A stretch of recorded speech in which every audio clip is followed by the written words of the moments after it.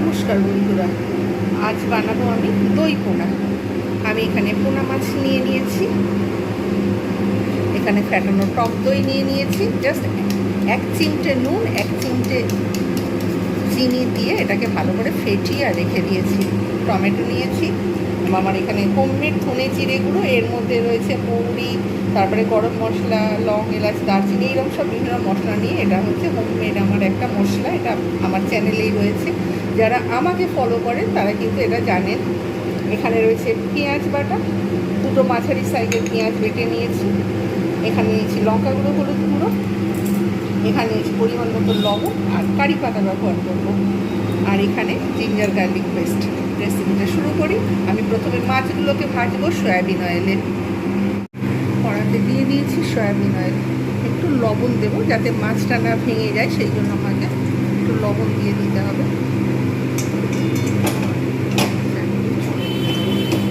ভালোভাবে গরম না হলে মাছটা দেবো না। এরকম গরম হয়ে গেছে, এবার আমি এতে দেবো মাছ।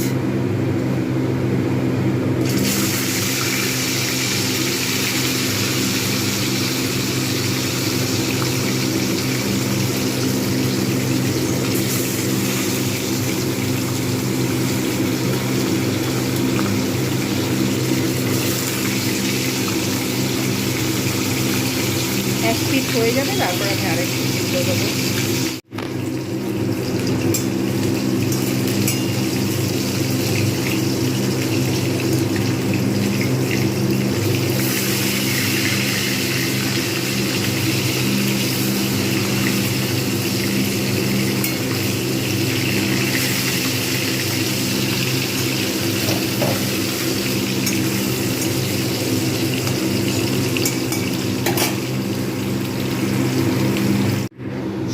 মাছ ভাজা হয়ে গেছে, উনুনটা বন্ধ করে দিয়েছি।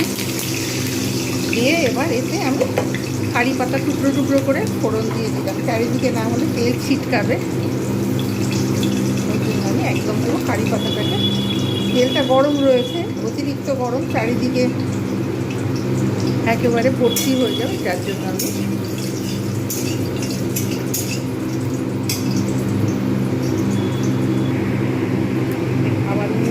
জ্বালিয়ে দিলাম। ভালোভাবে ভাজা হয়ে গেল কারি পাতাটা,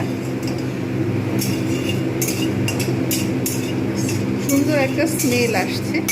যেহেতু দই পোনা, গরমকাল, কারি পাতা এটা যাদের অ্যানিমিয়া রয়েছে তাদের জন্য খুবই ভালো, ভিটামিন সি সমৃদ্ধ। আর হচ্ছে যাদের চুল পড়ে যাচ্ছে তারা কিন্তু চুলের প্রলেপ হিসাবে এটা ব্যবহার করতে পারে টক দইয়ের সঙ্গে, পাতিলেবুর সঙ্গে। এবার আমি এতে পেঁয়াজটা দিয়ে দেবো, ভালো করে কষে নেব পেঁয়াজটাকে।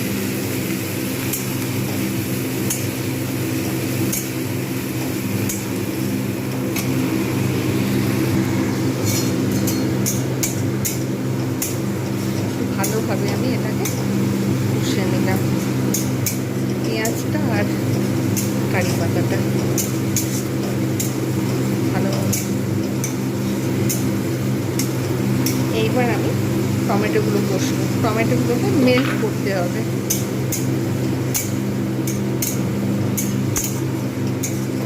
পেঁয়াজের যতক্ষণ না কাঁচা গন্ধ যাবে এবং একটু ব্রাউন ব্রাউন ভাব আসবে ততক্ষণ পর্যন্ত কিন্তু টমেটোটা দেওয়া যাবে না।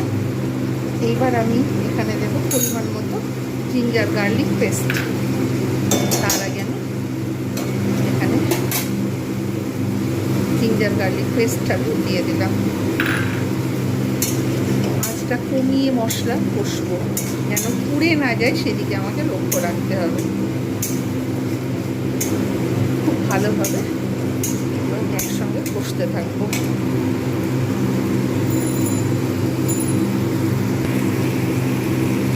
টমেটোগুলো সফট হতে শুরু করেছে আর তেল ছাড়তে শুরু করে দিয়েছে।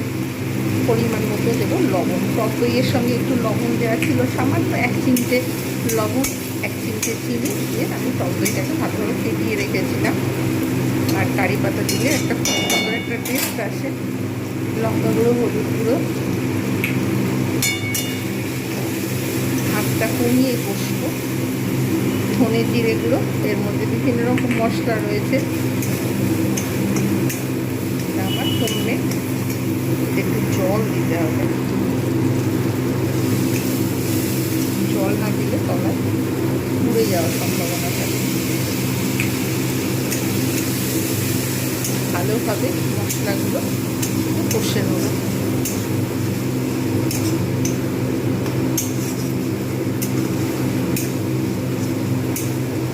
কিন্তু অতিরিক্ত তেল মশলা ব্যবহার করিনি, গরমকাল যেহেতু, সেই হেতু ঠিক বুঝে আমি মশলা ব্যবহার করছি। এরকম হোমমেড মশলা তৈরি করে রেখে দিলে বাজার চলতি যে ধনে জিরে গুঁড়ো থাকে, মাছের মশলা থাকে, সেগুলোর থেকে হাজার গুণে বেটার। এইবার আমি এর মধ্যে দিয়ে দেবো টক দই।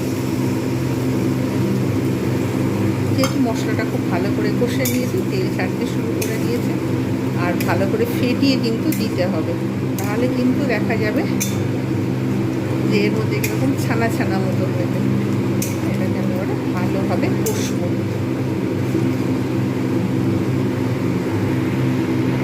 কালারটা কত সুন্দর আসছে।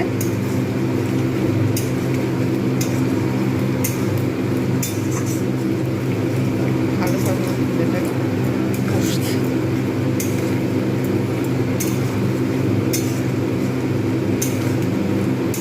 ভালোভাবে একটু কষিয়ে নিয়ে আমি কিন্তু জল দেবো তারপরে।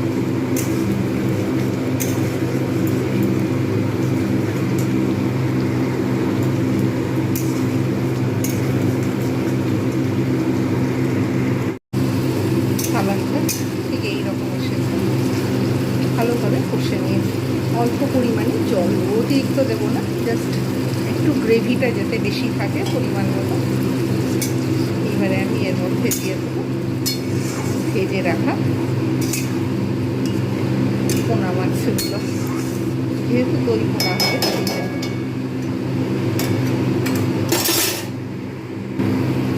ফুটতে শুরু করেছে, এইবার আমি এতে দিয়ে দেবো মাছগুলোকে ঢেলে। মাছগুলোকে আমি কিন্তু ভালো করে ভেজেছি। যারা একটু নরম মাছ খান তারা একটু কম ভাজবে। বেশ 1-1.5 মিনিট একটু ঢাকনা দিয়ে ফুটিয়ে নিয়ে তারপর আমি সার্ভ করে দেখাচ্ছি আজকের রেসিপি দই পোনা।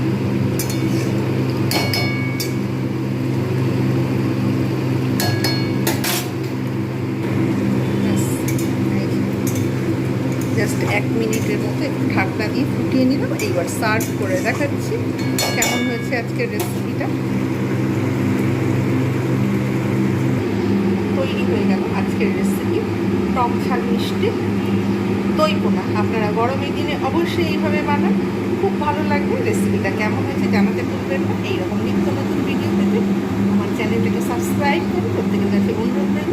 আজকের মতো এতটুকু। Bye bye and take care.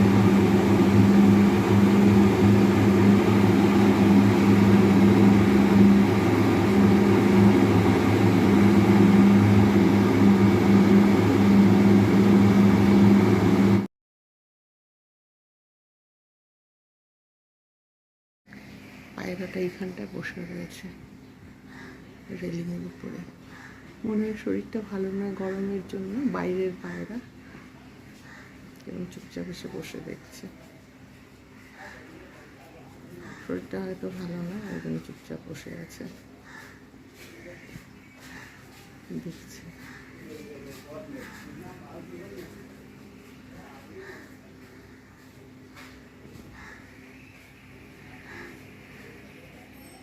প্রচুর গরম পড়েছে, এবারে পাখিদেরও শরীর ভালো লাগে না। অনেক সময় শরীর ভালো না থাকলে ওরাও এদিক ওদিক করে, জল তেষ্টা পেলে জল খায়।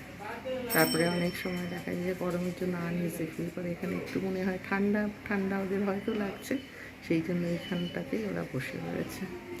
একাই বসে রয়েছে, এইদিকে তাকিয়ে বসে রয়েছে।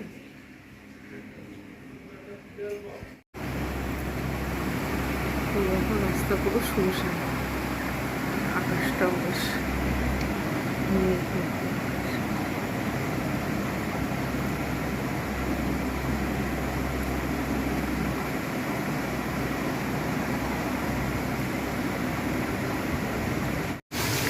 বৃষ্টি হচ্ছে, সাথে সাথে বিদ্যুৎ চমকাচ্ছে। এখন প্রায় 5:30 বাজে, সন্ধে পুরোটা হয়নি, তার মধ্যে বৃষ্টির একটা সাউন্ড, হাওয়া আছে, বৃষ্টি আছে, সাথে সাথে কিছু পরিমাণে মেঘের আওয়াজ, মাঝে মাঝে বাজ করছে।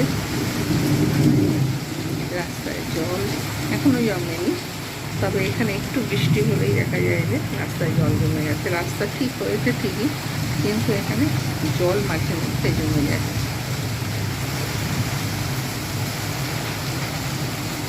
বৃষ্টির সাউন্ড শুনতে অনেক ভালো লাগে প্রত্যেকের, তাই আমি কিছুক্ষণ এটা ভিডিও করছি। বৃষ্টির যে সাউন্ডগুলো শোনা যাচ্ছে, কীরকমভাবে বৃষ্টি হচ্ছে, গাছের পাতা নড়তে শুরু করেছে, ঝিরঝির করে বৃষ্টি হচ্ছে মাঝে মাঝে, আবার একটু মুষলধারে।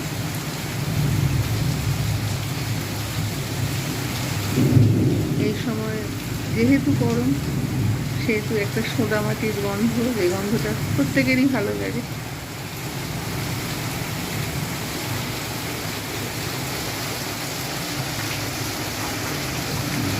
হাওয়া, বৃষ্টি, মাঝে মাঝে বজ্রপাত হালকাভাবে। এই যে বাজের শব্দ শোনা যাচ্ছে, আলোর ঝলকানি, যতটা আসছে এখানে ততটা আমি ক্যাপচার করে নিচ্ছি।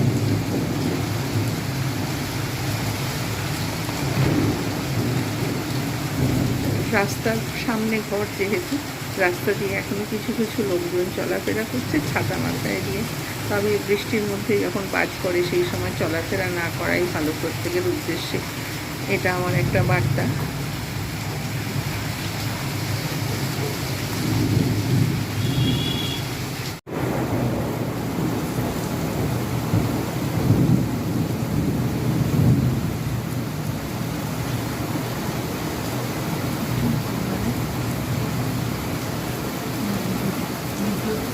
চমকাচ্ছে আর মেঘের আওয়াজ, আকাশের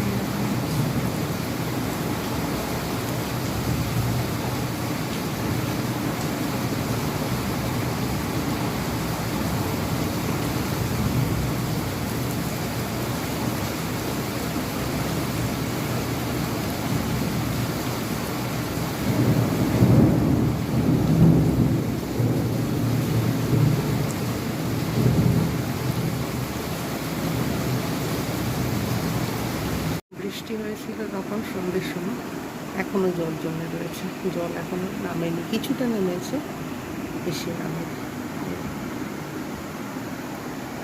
আর আকাশের অবস্থা এখন যদিও পরিষ্কার।